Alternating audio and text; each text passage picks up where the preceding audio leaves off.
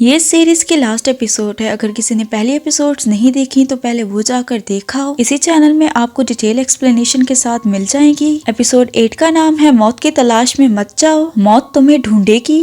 ये जब अपनी माँ की बॉडी में उठता है, खुद को देखकर वो कहता है डेथ कितनी जालिम है। मेमोरी उसके पास आने लगती है, वो उससे दूर भागना चाहता था।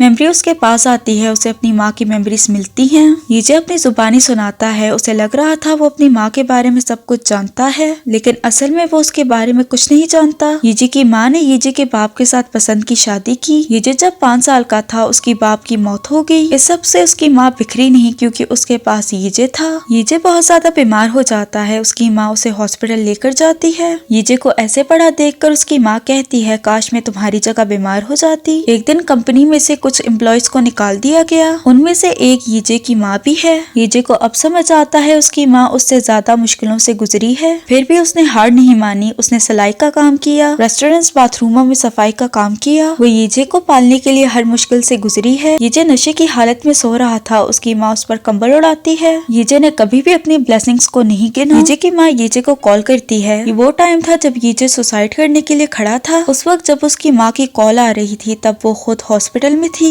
कॉल ना उठाने पर यीजे की माँ उससे मिलने के लिए तैयार होती है। तभी उसे यीजे की मौत की खबर मिलती है, जिसे सुनकर वो बेहोश हो जाती है। यीजे की माँ मुर्दा खाने पहुँचती है। यीजे को देखकर वो फूट फूट कर रोने लगती है। यीजे की लाश को ले जाया जाता है। जीसू और उसकी माँ रोती हैं। पुलिस वाले उसकी माँ से सवाल करते हैं। पुलिस वाला कहता है, तुम्हारे बेटे ने खुद को क्यों मारा होगा। यीजे की माँ खुद को ब्लेम करती है। वो कहती है, मैंने अपने बेटे को मारा है। यीजे की माँ का कहना था वो अच्छी माँ नहीं है, अगर वो होती तो यीजे ऐसा कभी ना करता। काम की जगह पर एक वर्कर अपने ग्रैंडसन के बारे में बात करती है। वो 1 साल का हो गया है। सारे उसे मुबारकबाद देते हैं। यीजे की माँ उसके ग्रैंडसन के लिए कुछ पैसे देती है। उसके जाते ही वर्कर्स कहती हैं, इससे अपने ग्रैंडसन के कपड़े मत खरीदना, कहीं इस औरत की बुरी किस्मत तुम्हारे पास ना आ जाए। बाहर यीजे की माँ ये सब कुछ सुन रही थी। बाथरूम की सफाई करते वक्त वो नेपोलियन का कोट पढ़ती है। बच्चे का अच्छा फ्यूचर बनाना माँ का काम है। अब ये कोट बाथरूम में क्यों लगा है, ये सोचने की बात है। इसे पढ़ के यीजे की माँ रोने लगती है। फ्लैशबैक से वापस आते हैं। ये सब कुछ जानकर यीजे रोने लगता है। यीजे को अपनी और डेथ की कन्वर्सेशन याद आती है। यीजे ने कहा था, मैंने कभी किसी को हर्ट नहीं किया है। डेथ कहते हैं, गौर से सोचो, क्या तुमने कभी किसी को हर्ट नहीं किया। डेथ को शुरू से पता था यीजे की गलती क्या है। वो था जीसू और अपनी माँ को हर्ट करना। जो उसने किया, उसकी सजा के तौर पर उसे 12 दफा मौत मिली। सबसे ज्यादा दर्द उसे उस वक्त नहीं हुआ जब उसे जलाया गया था, जब उसे काटा गया था। उसे सबसे ज्यादा दर्द उस वक्त हुआ जब जीसू उसके सामने मर गई, क्योंकि जीसू से वो मोहब्बत करता था। अब यीजे को समझ आया उसकी माँ को भी इतना दर्द हुआ होगा। यीजे को अपनी मौत पर शर्मिंदगी होती है। इसके बाद यीजे अपनी माँ की बॉडी में जिंदगी गुजारने लगा। वो सुबह सवेरे उठकर काम पर जाता। वहाँ जाकर यीजे सफाई वगैरह करता है। उसके बाद जाते वक्त उसके घुटने में दर्द होता है। घुटने पर मरहम लगाने के लिए वो दराज खोलता है। उसे अपनी माँ का सेविंग अकाउंट मिलता है। जब यीजे छोटा था तो उसकी माँ ने उसके लिए सेविंग अकाउंट खोला, ताकि बड़ा होकर वो अपने लिए घर खरीद सके। अभी तक वो उसके लिए पैसे जमा कर रही थी। काम के बाद हर रोज यीजे की माँ उससे मिलने आती थी। मेरा मतलब कि उसकी अस्थियों के पास यीजे भी वहाँ जाता है। वहाँ जाते ही उसे अपनी माँ की एक और मेमोरी याद आती है। यीजे की माँ कहती है, मैंने तुम्हें कहा था अगले जन्म में भी तुम मेरे बेटे बनना। मैं अपनी इस बात को वापस लेती हूँ। तुम्हें अगले जन्म में ऐसे माँ बाप मिले जो मुझसे बेहतर और अमीर हों, ताकि तुम खुशी से जिंदगी गुजार पाओ। मैं दूर खड़ी होकर तुम्हें अच्छी जिंदगी गुजारते हुए देखूंगी, और मैं ऐसे जाहिर करूंगी जैसे मैं तुम्हें नहीं जानती।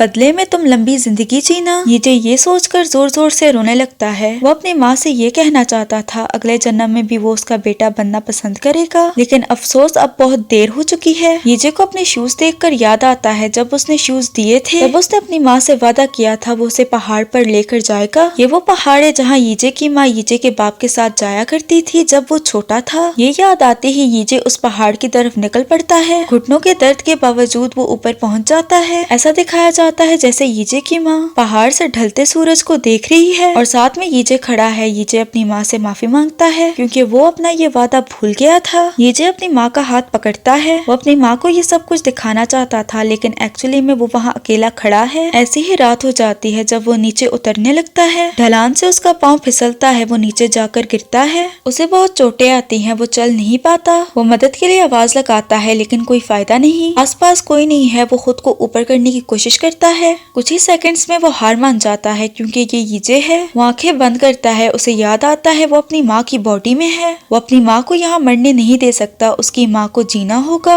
यीजे हिम्मत करता है, वो खुद को ऊपर की तरफ घसीटता है। थोड़ी देर में उसकी आंखें बंद हो जाती हैं। जब वो आंखें खोलता है तो वो हॉस्पिटल में है। कोई उसे वहाँ ले आया था। यीजे अपनी माँ का शुक्रिया अदा करता है जिंदा रहने के लिए। यीजे को समझ आता है जितना रात को वो चाहता था उसकी माँ जिंदा रहे, उतना ही उसकी माँ चाहती थी कि यीजे जिंदा रहे। ये रियलाइज करने के बाद यीजे अपनी माँ से कहता है मैंने बहुत बड़ी गलती की है। इसके बाद यीजे ने अपनी माँ की विश को पूरा किया। यीजे की माँ चाहती थी यीजे लंबी जिंदगी जिए। इसी विश को पूरा करने के लिए वो अपनी माँ की जिंदगी गुजारता रहा। यीजे ने 32 यानी 32 साल अपनी माँ की बॉडी में गुजारे। वो काफी बूढ़ा हो गया था, या ये कहूँ कि बूढ़ी हो गई थी। जो घर हमें पीछे दिखाया जा रहा है शायद यीजे ने अपनी माँ की सेविंग से खरीदा है, जो बचपन से उसकी माँ उसके लिए सेव करती आ रही थी। वो व्हील चेयर पर बैठकर जीसू और अपनी माँ की तस्वीर देखता है। यीजे कहता है अपनी माँ की बॉडी में आने के बाद उसे पता चला अगर इंसान अपनी जिंदगी डर में गुजारता है तो आप ये नहीं कह सकते कि आप जी रहे हो। मैं बुज़दिल था जिसने अपनी जिंदगी डर में गुजारी है। मुझे ये डर था लोग मेरी कीमत नहीं जानेंगे और मुझे ठुकराया जाएगा।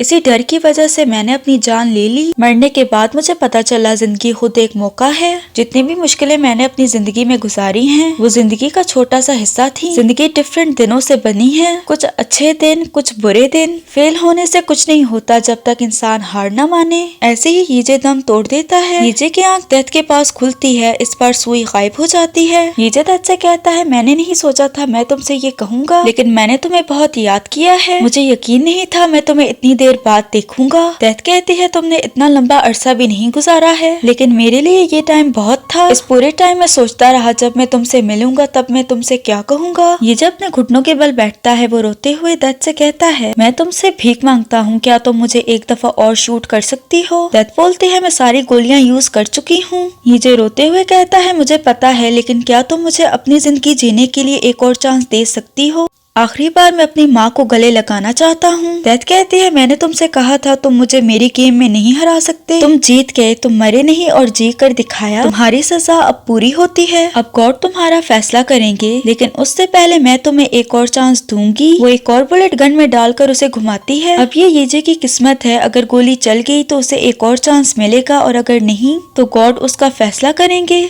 वो गन यीजे को पकड़ाती है। यीजे अपनी कनपट्टी पर रखता है। रोते हुए वो ट्रिगर को दबाता है, गोली चल जाती है। यीजे की आंख रूफ टॉप पर खुलती है जहाँ से उसने खुदकुशी की थी, वो अपनी बॉडी में है। उसकी माँ की कॉल आती है। यीजे रोते हुए अपनी माँ की कॉल उठाता है। यीजे का लिखा हुआ नोट हवा में उड़ जाता है। इसी के साथ ये सीरीज एंड हो जाती है। अगर आपको वीडियो पसंद आई तो लाइक शेयर और सब्सक्राइब करते जाना। मिलते हैं अगली वीडियो में।